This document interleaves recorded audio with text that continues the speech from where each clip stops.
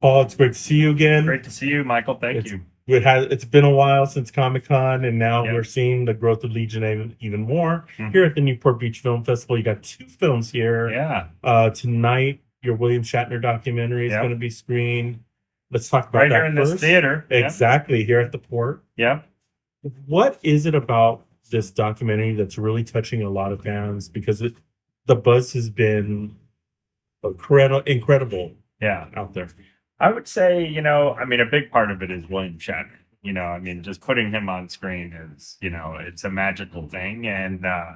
But I think it's really the combination of William Shatner with our writer or our director. We've worked with Alex in the past, and we put the two of them together, and we just knew magic would be created. But one of the things that I would say is that this doc it's unexpected in a little bit of a unique way, and that Shatner fans, if you're already a fan of William Shatner, and there are a lot of those out there, including myself, you're gonna like it because it's Bill, being himself, and it's also really revealing. But if you're not a big fan of William Shatner, or maybe you don't know him that well, and you're not familiar with his sort of, career, you'll also get a lot out of it. There's a lot of wisdom that's conveyed in the film, and surprisingly, and this is one of the things that I think is so, and I have to give Alex credit for this, we really brought out a lot of Bill's vulnerabilities. I mean, he talks about, when you think of William Shatner, you think Captain Kirk and this man of confidence and this incredible career, and he's gone to space when he's in his 90s. Like, this guy must feel like he's on the top of the world. And I think in some respects he does. And he's got a career and, a life that he's proud of. But he's also got his vulnerabilities, and he's got his insecurities, and he thinks he's a deep thinker. And this is one of the things that, Bill joined Legion M's advisory board. This was like 2 years ago. Bill joined our advisory board. He really liked what Legion M stood for and what we're doing, and, wanted to get involved once he heard about it. And it was through that experience of getting to know Bill that we just asked him one time when we were meeting, we said, has anyone ever made a documentary? You're such a fascinating person. Like, has anyone ever made a documentary, or just really kind of go in depth and explore who is William Shatner and what is he all about? And, he had, of course, conveyed that he had been approached many times, but he just never found the right coupling. It's really important that for him, this is going to be, the definitive documentary on his life. And he needed to be in trusted hands with a director that, he could count on. And, I think it was literally in that meeting, we said, well, it was just kind of coming to us. And we said, we think we might have a director that would, jump at the chance and really be someone that I think once you get to know him and watch some of his previous work, that, you would agree. And it just, magic came together. We organized a lunch for them, got them together. Bill loved eating sushi. So we shared a sushi lunch. And at the end of it, we were making a movie. No, awesome. And this was one of the first two that were 100% Legion M. Yeah. It's one of the things, we've been around for several years now, and we've been growing, and, like any good startup, we had sort of a stepping stone strategy on how we were going to get to where we are today in this industry, because you can't just come straight in and bulldoze your way through it. You have to kind of work your way up and earn your stripes, I guess. And we were really excited because, after, several years of being involved in some amazing projects and really taking a prominent and important role in those projects, we've kind of rounded the corner to the point where, now a lot of our projects, not all of them, are officially Legion M productions, meaning that these are our projects. The William Shatner, You Can Call Me Bill documentary is a great example where, from start to finish, it was a Legion M initiative. We didn't have to wait for anyone else to green light it.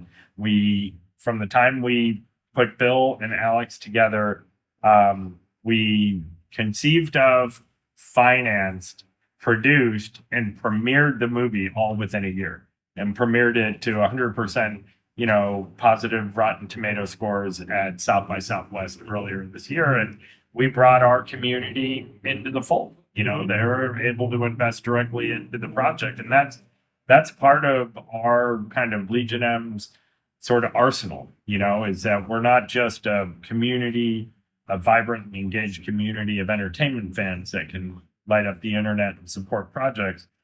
We're also in a community that can green light our own projects and finance them.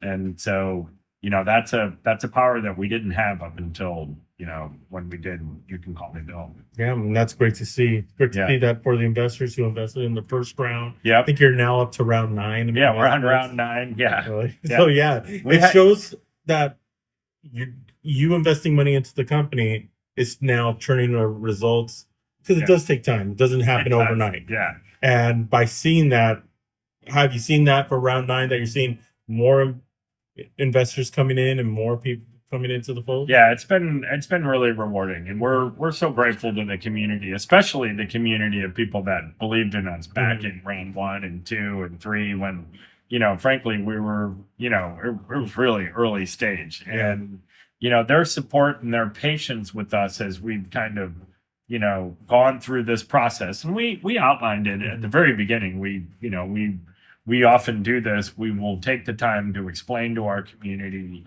what it is we're doing, how we're going to do it, the time scale that it's likely to take. We've been very clear to our investors, like, don't expect, this isn't a big get rich quick scheme. This is investing in a company that is setting out to do something that's very hard, that no one's done before. But if we're successful, we'll have a meaningful impact on the entertainment industry. And, we're 7 years in, and I think we're making that dent. We're having that impact. We're stronger than we've ever been. The growth, as you mentioned and asked about, round 9's been our biggest round yet.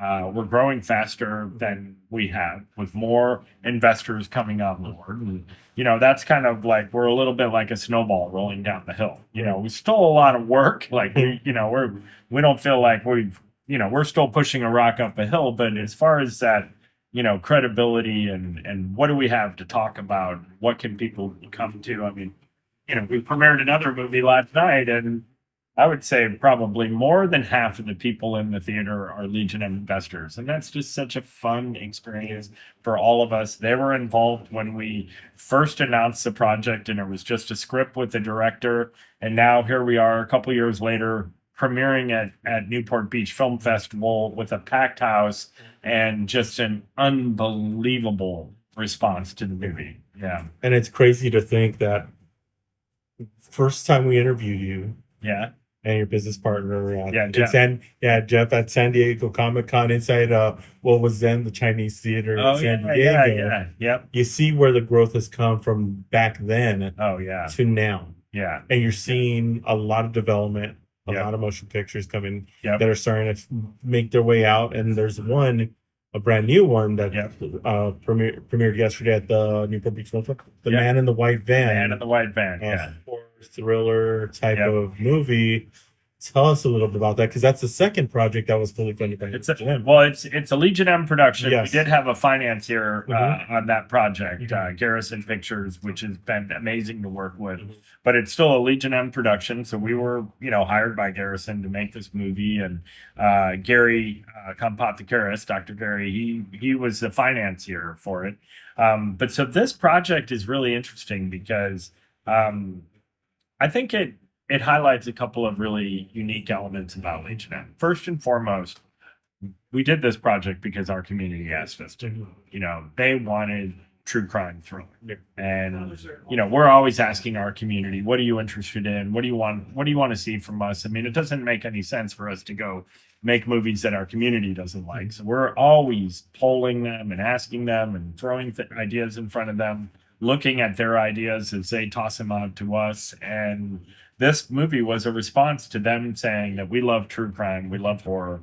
And, because Legion M is what it is, we always want to do things differently. and really kind of approach a genre in a unique and interesting way. And that's what our community wants to see from us. And so, we found this project with Warren Scales, Terry Luberoff, who's a Legion M team member and also producer on the film, had known Warren for many years and was aware that he was researching and writing a script about the man in the white van. And many of us have grown up like hearing the folklore of stay away from the man in the white van. And, this is the origin story. This is basically the story of why our parents and parents still to this day warn their children to stay away from a man in a white van. Sorry to all the innocent people driving vans, white vans, but literally there was in the news the other day, there was just a man in a white van, also terrorizing neighborhoods. And, this is just for whatever reason, it's out there. And so this is based on a true story. And it's, what's interesting about it is it's such a unique approach because it's about a serial killer. But we didn't cast a serial killer. We don't mention his name. He is the man in the white van. And the film is uniquely set from the victim's perspective. And so it was a pretty bold and kind of daring choice to make, because the easiest thing to do is do what all the other movies do, which is frankly, I think, getting a little bit of heat from, understandably, where it's like, why do we always try to sympathize with the serial killer or understand, where they came from? I mean, a lot of them are just purely, sure, they have some background, but why don't we ever think about what happens to the victims and what is the impact on the victims and their families, even the victims? I don't want to reveal anything in the movie, but, this is a really unique story. It's a true story. It's based on a true story. We've made some embellishments. And so, we never cast that person. There's no, Brad Pitt's not playing our serial killer. We don't have that. I mean, it's a man, you see him, but there's no name to it. And instead, the van is really the monster in our movie. It's like, the shark in Jaws. Like, the van is featured prominently, and it's, in the background, and you see it, and hopefully it terrorizes you, because that's the point of it.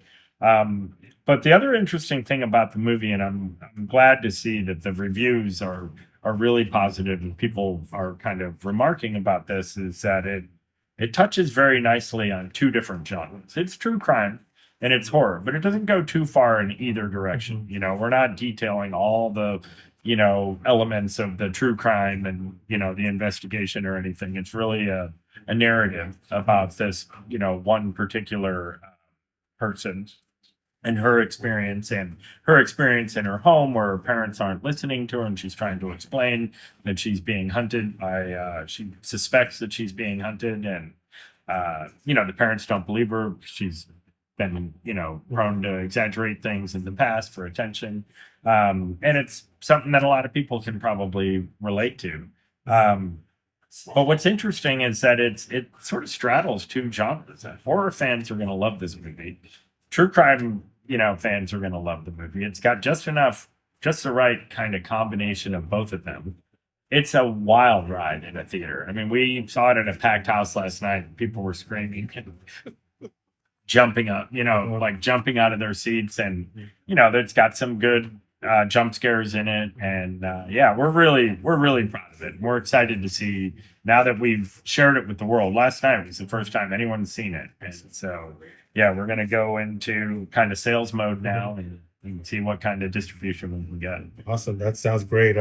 Especially with the fact that not casting somebody, that's a great old school type of, where it leaves the person, the audience, thinking, right, who is this person? And I love that about that. This is the way the direction of that film is going, because you don't see that, like you had mentioned. It's either sympathizing with the person, with the killer, and like there's an A-list, celebrity playing the serial killer. No, not in our movie. We have an amazing cast, by the way. I should mention that.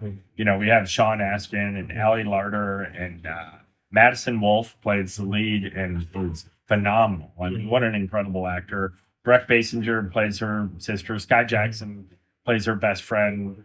Gavin Warren plays them. It's got an amazing cast. Like, really, we're very happy with how it all turned out. Their performances. And, but the man, he's just a faceless, nameless man. And the other reason that Warren really kind of wanted to do it that way is for a lot of the victims, that's the way it is. Yeah.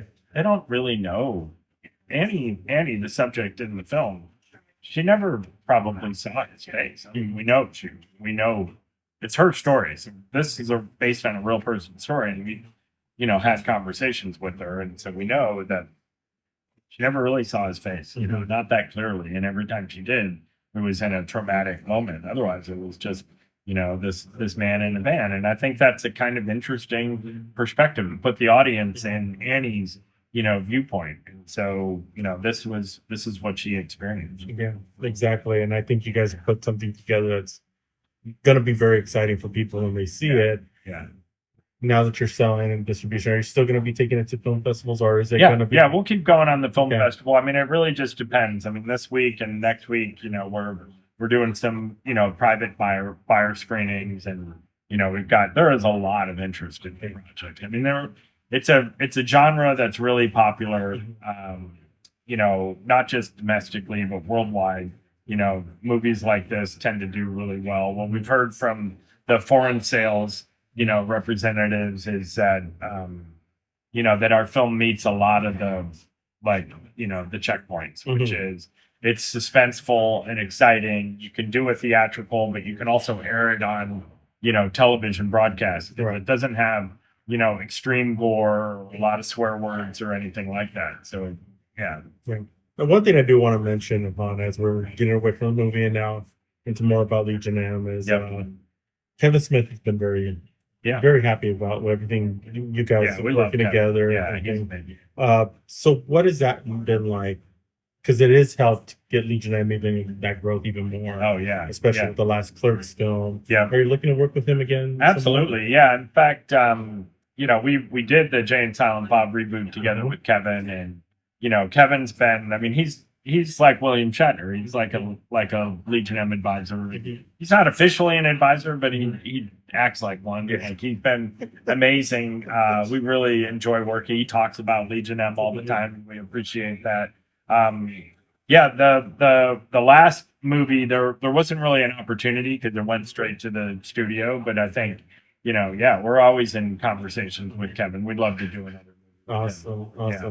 We had something. We never made an announcement about it, and there is a film that I'm thinking of right now that we've had some conversations with Kevin. I know he wants to make it. It's been kind of out there for a little while. At one point, I thought we were going to do it, but now that we've rounded this corner, like, we're in a much better position. We could probably go, make that movie together with Kevin, like, really pretty simply. I'm going to call him right after the scene. That'd be great. Tell him we said, hey, jump in. Thank you for the nudge. Yeah, exactly. But I mean, with two great films right now. Yeah. I mean, we got more. It's a good, especially, exactly. We're not even at the end of the year yet. Yeah. We got 2024 coming up. Yeah. The possibilities are there. Well, after this, I'm going, tomorrow morning, I'm driving up to LA, and we're going to be doing a live post-production call with our community and the backers for our film My Dead Friend Zoe, which is starring Morgan Freeman and Ed Harris and Sonequa Martin Green and Natalie Morales and Gloria Rubin. And we're in post-production. Again, another project that we took from start to, we're not finished with it, but we're in post-production. We narrowly met the window to get it shot before the SAG strike started. So we've been in post-production since July 12th, the same day they went on strike. So we kind of threaded that needle perfectly. We're going to be doing a private director's cut screening. I've already seen it a couple times and, have given a decent amount of feedback. We're just kind of going back and forth. The movie just keeps getting better. But I think that movie's going to blow people's minds. I mean, it's not only actually, let me put it this way. Man in the White Van will make you jump out of your seat. My Dead Friend Zoe just be prepared to cry. It's a very emotional movie. Awesome. Yeah, I'm getting choked up just thinking about it. I mean, it's an important movie. It's got a real heart to it. The caliber of the cast that we put together. Again, this is a Legion M production. Like, we took it from, when Kyle came to us, he had the script and he had a short film that he had made, but that was it. We had to go get the cast and get the finance and get everything. And again, a year later, we're in post-production on a film that we've, worked with Kyle to, develop and then finance. And now we're going to be taking that one out to festivals, early next year. Awesome. I mean, and that's great to hear. Yeah. Because we're seeing this next phase of Legion M. Yeah. Yeah. And we're hitting multiple genres, Exactly. We got a doc, we got a thriller horror, we've got a drama. Yeah.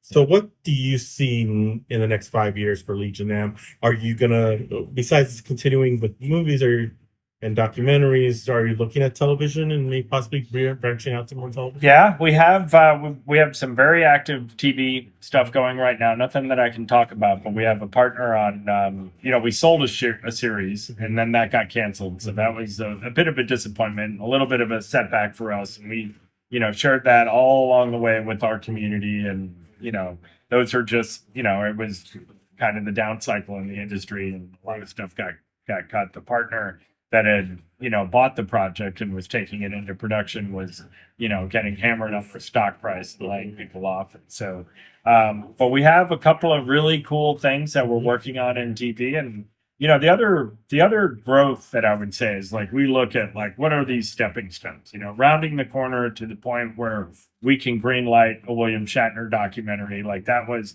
step one. And then rounding the corner so that we could green light a Morgan Freeman, Ed Harris narrative feature film. That was, the next stepping stone. But I think as we grow, one of the things that not only will we expand into television, but we're going to keep doing bigger projects. Right. Like, we have our Defiant Robert Smalls project is probably our most ambitious project. We're in the graphic novel stage right now.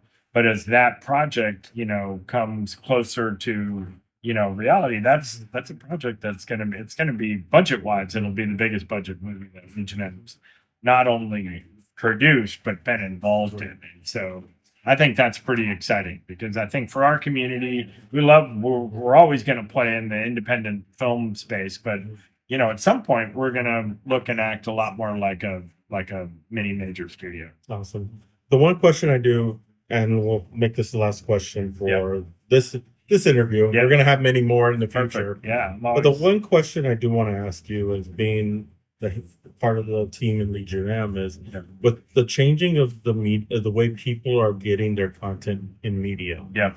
We're seeing a change. We're seeing a different direction. And we've been seeing this for a few years. Yeah. From movies in theaters, our traditional television and cable, now to streaming platforms. Yeah. TikTok, Instagram, social media. Yeah. How do you look at it as a company in order to be able to not only touch more people and get your content around, but also too, what changes were becoming in the way people consume their content? Yeah.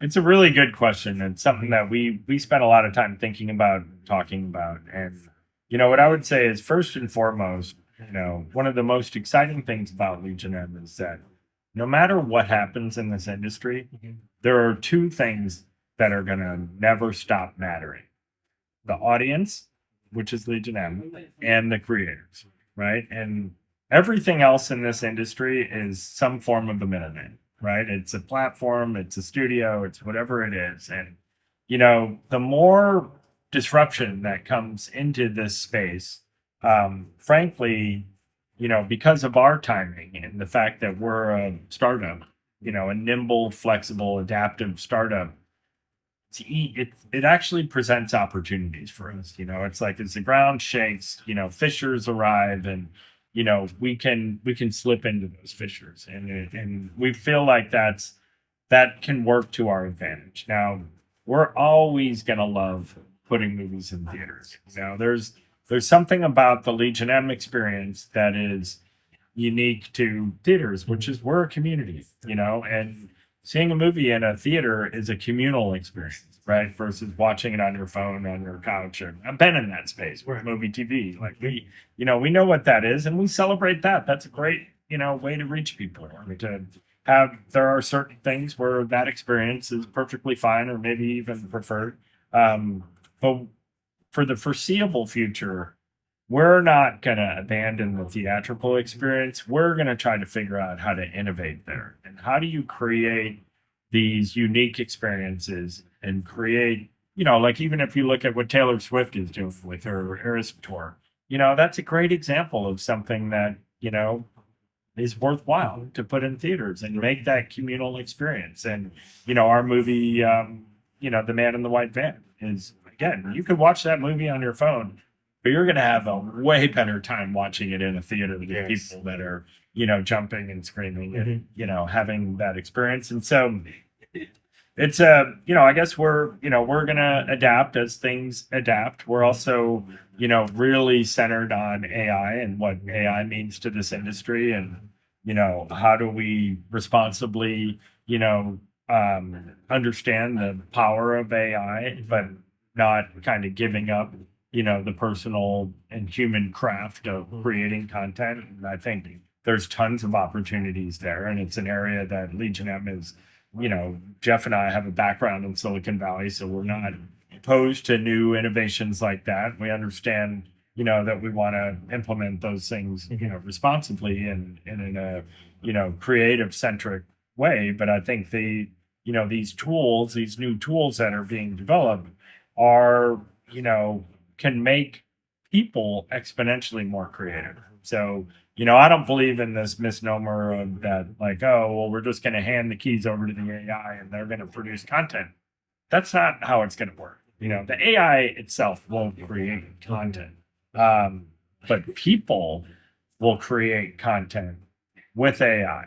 And in a lot of ways, it is a leveler, right? And it makes it can be really, really powerful for the industry, meaning that we can hear from new voices, voices that, maybe weren't able to get over the wall before, but now that the wall's lowered, we can hear from more people. So it can be a great equalizer to a certain degree. Awesome. Well, thank you so much for stopping with us. Oh, it's my pleasure. I appreciate it. Yeah. And we look forward to talking again soon. All right. Thanks. Thank you. Appreciate it.